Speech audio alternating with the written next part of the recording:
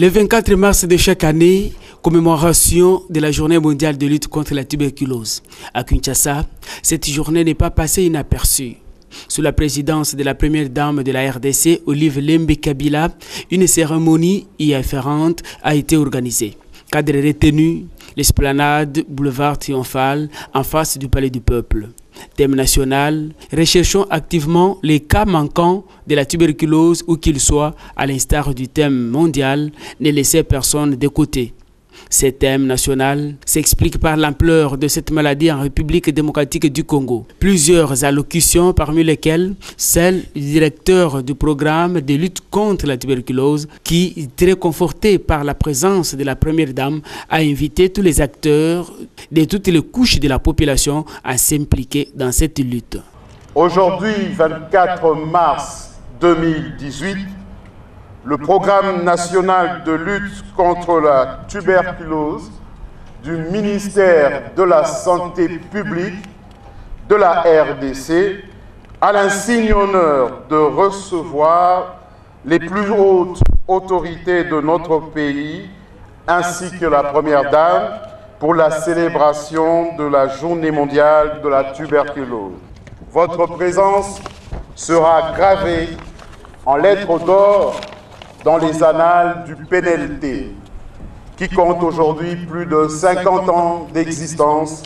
Comme pour le symbole, nous sommes installés sur cette belle tribune du cinquantenaire.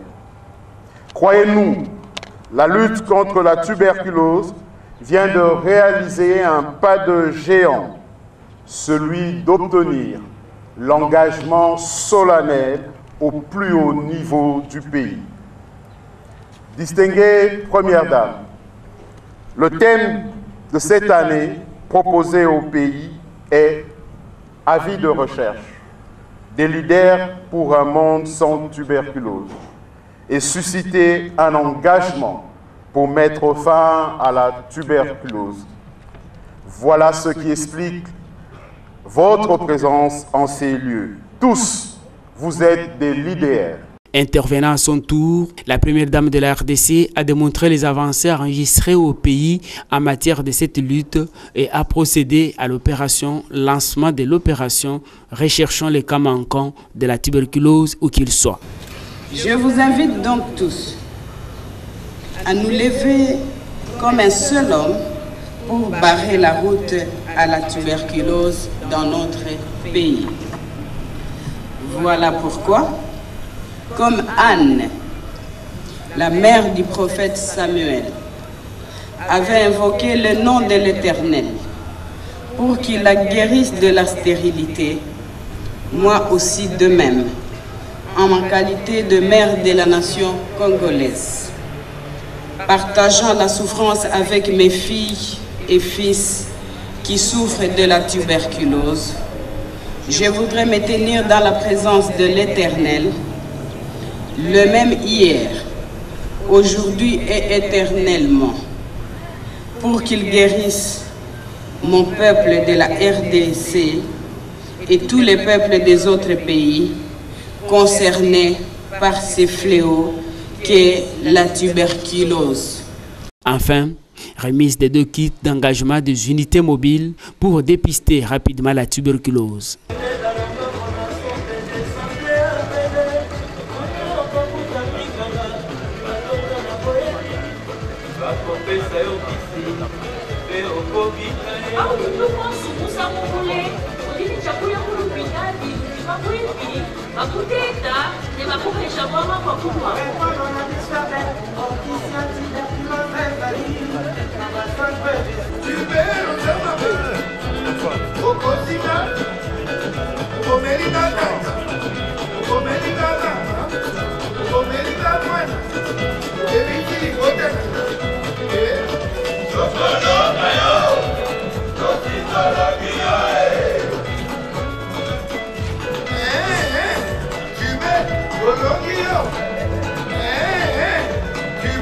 Peu avant, une marche de santé par la population est partie de l'immeuble intelligent avec comme point de chute l'esplanade du boulevard Triomphal, le lieu même de la cérémonie.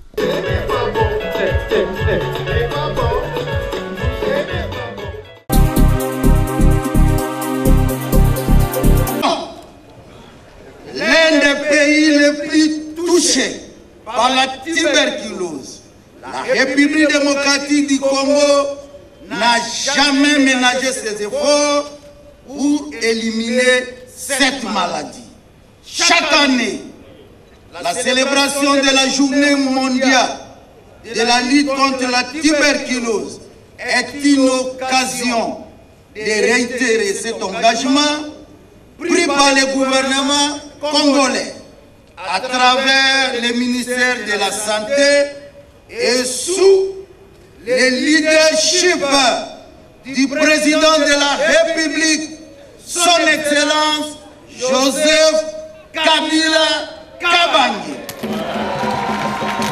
Le Fonds mondial est en partenariat avec la République démocratique du Congo depuis 2004 pour la lutte contre les 3 maladies.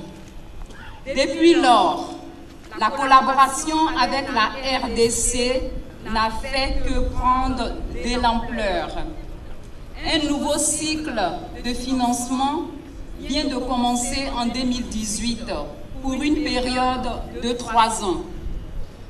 Pour ce nouveau cycle, le Fonds mondial a signé des accords de subvention d'un montant d'environ 66 millions de dollars pour la lutte contre la tuberculose.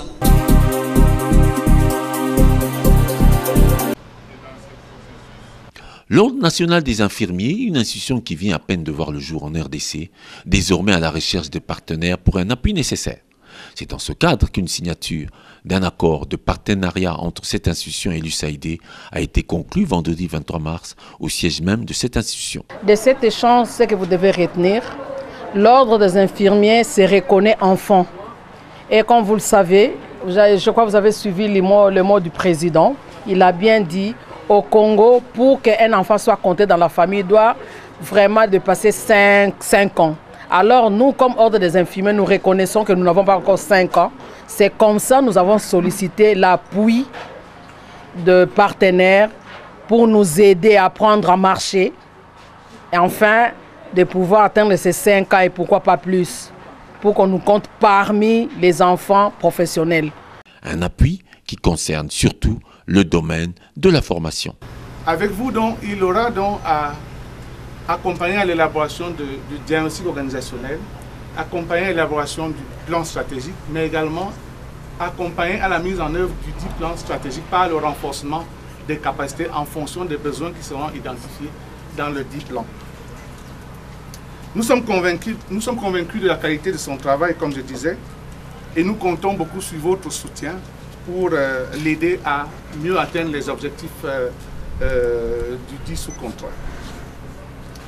Nous remercions encore MCSP, USAID, de continuer à nous faire confiance parce que nous sommes au 2e contrat. Nous avons eu un premier contrat avec MCSP, USAID et nous sommes au 2e contrat. Cela veut dire que le premier contrat a été évalué et, avec satisfaction et donc ils nous ont encore fait confiance parce qu'ils ont estimé que dans le cadre de ce travail, nous disposons de l'expertise nécessaire pour accompagner le processus. L'Ordre national des infirmiers laisse ses portes ouvertes à tout partenaire qui veut l'appuyer dans son travail.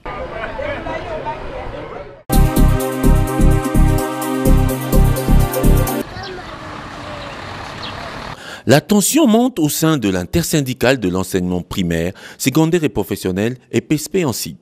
Les membres de cette corporation, habilités à défendre les intérêts du sous-secteur et à dénoncer les éventuelles violations des lois régulant l'enseignement, se sont réunis ce mercredi 21 mars 2018 pour condamner après examen des faits certaines attitudes du chef du gouvernement jugées illégales et contraires aux principes qui régissent le sous-secteur. De cet examen se dégagent les constats suivants. 1. La violation flagrante par son Excellence, Monsieur le Premier ministre, chef du gouvernement, de la loi cadre numéro 14/004 du 11 février 2014 de l'enseignement national, spécialement en ses articles 79 et 80. 2. La violation flagrante par son Excellence, Monsieur le Premier ministre, chef du gouvernement, de l'ordonnance numéro 17/025 du 10 juillet 2017 fixant les attributions des ministères. 3.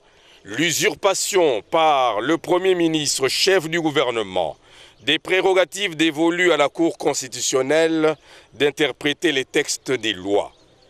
4. Enfin, la violation flagrante, toujours par son Excellence Monsieur le Premier ministre, chef du gouvernement, de l'ordonnance loi numéro 91-231 du 15 août 1991 portant règlement d'administration relatif au corps des inspecteurs de l'enseignement primaire, secondaire et professionnel. Par conséquent, l'intersyndicale de l'EPSP prend ses responsabilités en déplorant plusieurs irrégularités dans le sous-secteur. 1. L'hypothèque de l'avenir de nos enfants. 2. La politisation de l'espace scolaire. 3. Le dysfonctionnement du système éducatif. 4. Le bicéphalisme dans la gestion des écoles. 5. Le bicéphalisme dans la gestion du corps des inspecteurs de l'enseignement primaire, secondaire et professionnel. 6. La perturbation des évaluations certificatives nationales alors que les préparatifs sont suffisamment avancés au ministère de l'enseignement primaire, secondaire et professionnel. 7. La perturbation du calendrier scolaire. 8. La désignation et la promotion irrégulière des cadres. 9. La mutation illégale, sans texte juridique, du défunt ministère de l'enseignement technique en ministère de la formation professionnelle, métier et artisanat. 10. L'usurpation des écoles techniques et professionnelles du ministère de l'enseignement primaire, secondaire et professionnel par le ministère de la formation professionnelle, métier et artisanat. 11. L'usage abusif par le ministère de la formation professionnelle, métier et artisanat de l'ordonnance numéro 91-231 du 11 août 1991 portant règlement d'administration relatif au corps des inspecteurs de l'enseignement primaire, secondaire et professionnel relevant du secteur formel de l'éducation, en cherchant à organiser un concours d'accès au corps des inspecteurs de la formation professionnelle, métier et artisanat qui relève du secteur non formel de l'éducation. 12. La création illégale d'un ministère de la formation professionnelle, métier et artisanat, barre enseignement technique et formation professionnelle, voire ITI Njili. Face à cet état fâcheux des choses, l'intersyndicale en appelle le plus tôt possible à l'arbitrage du chef de l'État pour éviter le naufrage du sous-secteur. L'intersyndicale des syndicats de l'enseignement primaire, secondaire et professionnel sollicite l'arbitrage dans le meilleur délai de son Excellence Monsieur le Président de la République, chef de l'État, garant des nations et des institutions, pour sauver d'un naufrage certain notre sous-secteur avant que tout ne sombre. Et ce, surtout en cette année électorale, nous lui demandons d'intervenir énergiquement pour régler ce différend, et cela pour que la paix sociale soit rétablie et que l'intersyndicale ne soit pas emmenée à mettre en grève les enseignants de la République, ce qui perturberait, n'est-ce pas, le bon déroulement des élections au cours de cette année électorale.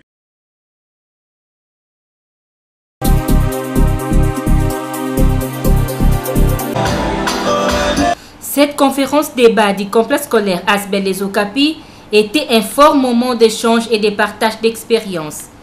Tenant compte du thème retenu cette année, à savoir investir dans la force productrice de la femme rurale, le nutritionniste et l'agronome, les deux orateurs à cette conférence, ont apporté leur expertise non seulement aux femmes maraîchères qui ont répondu à cette invitation, mais aussi au corps enseignant et administratif de cet établissement scolaire. Pour ces deux orateurs, La meilleure manière d'investir dans la force productrice de la femme rurale, c'est lorsque ces dernières ont la connaissance du moment propice. Marie-Madeleine Bondi, la promotrice de l'ASBEL des Okapi, a quant à lui invité les autorités à venir en aide aux femmes rurales.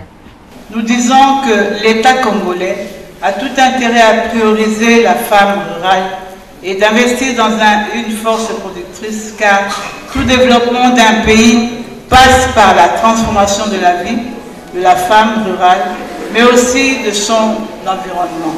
Oui, c'est très important parce que la femme maraîchère doit savoir exactement ce qu'elle doit faire avec la terre, comment labourer, comment utiliser les engrais naturels et avec le nutritionniste, connaître exactement les propriétés de chaque légume. Toutes ces femmes maraîchères ont trouvé satisfaction. L'ambiance était de fête.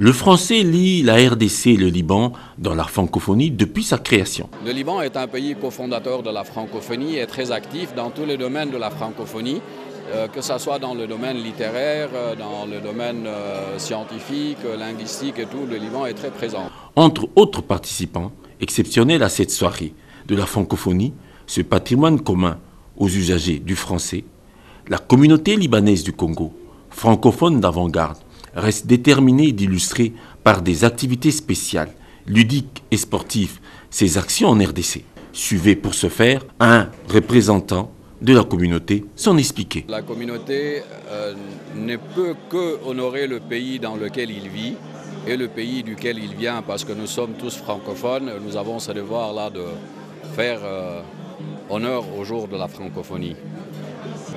Pour cette année ici, je pense que nous avons participé activement à la cérémonie d'aujourd'hui et le marathon qui s'est fait le dimanche prochain.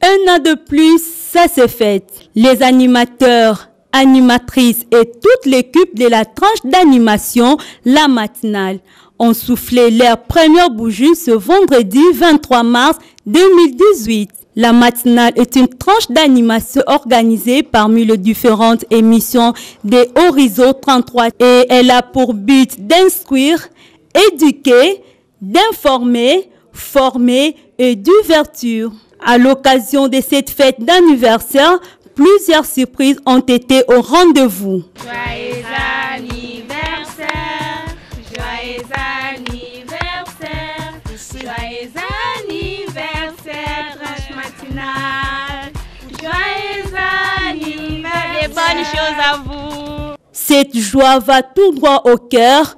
Quelques animatrices lancent un mot de remerciement. D'abord, je commence par remercier tous les téléspectateurs de la matinale. Merci à vous tous qui nous suivez avec une attention vraiment soutenue. Merci parce que vous êtes toujours au rendez-vous, vous êtes toujours à l'heure, vous répondez aux quiz, vous intervenez. Merci pour vos interventions et surtout, merci pour votre fidélité à la matinale.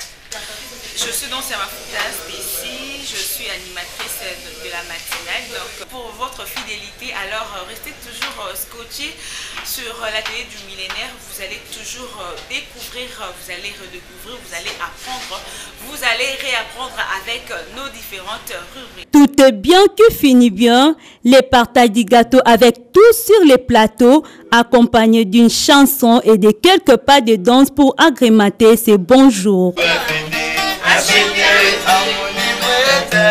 Bienvenue dans ce beau cadre. La journée mondiale de lutte contre la tuberculose est célébrée le 24 mars de chaque année. C'est l'occasion de rappeler que la tuberculose est un problème de santé publique dans le monde et dans notre pays. C'est la maladie infectieuse la plus mortelle. Elle touche plus de 10 millions de personnes dans le monde. Et cette journée est l'occasion de sensibiliser la communauté et de mobiliser l'engagement politique et social pour mettre fin à la tuberculose.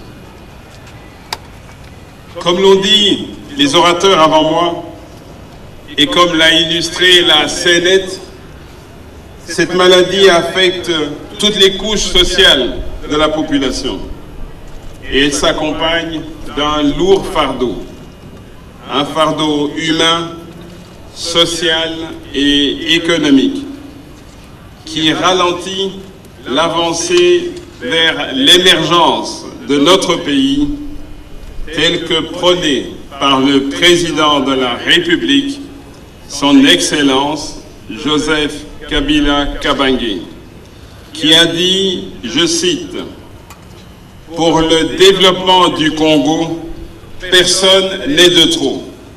Le pays a donc besoin de l'énergie de toutes ses filles et de tous ses fils pour redonner à la République démocratique du Congo la place qui lui revient dans le concert des nations. »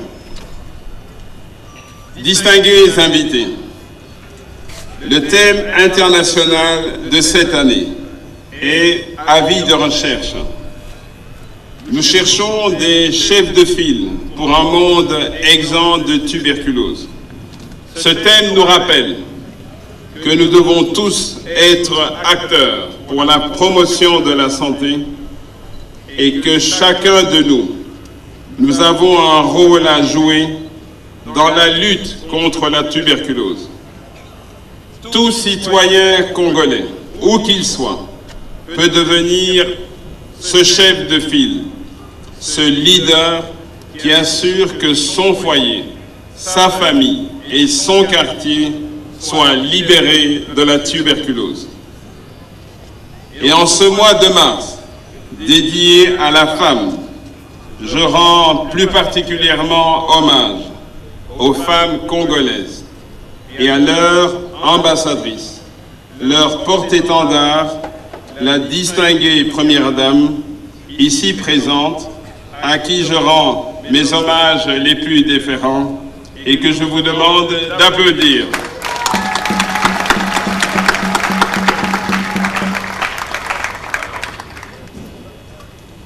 Nos chères mamans congolaises, guidées par leur instinct maternel, jouent déjà ce rôle de chef de file dans nos communautés.